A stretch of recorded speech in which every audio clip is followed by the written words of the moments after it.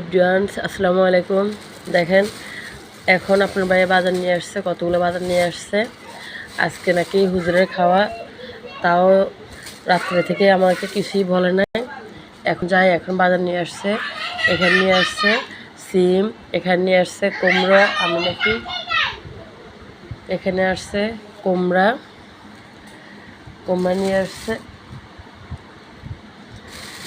তারপরে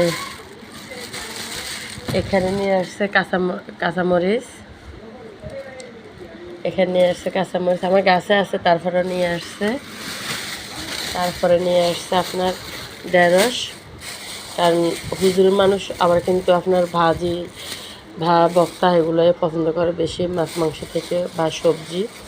কারণ আমি যখন মাছ মাংস রান্না করে দিই এরপরে বলে যে কিছু সবজি দেওয়ার জন্য।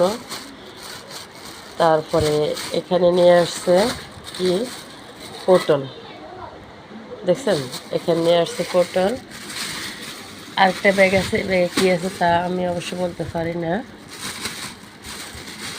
এখানে নিয়ে আসছে আর কি, গাছে আর কি থাকা সত্ত্বেও আবার বাজার থেকে নিয়ে আসছে। দেখছেন এখন আপনারা বলেন, অবশ্য মোরগ আনছে, তারপরে মাছ আমার বাসায় ছিল, মোরগও বাসায় ছিল, তারপরে আরেকটা মোরগ নিয়ে আসছে।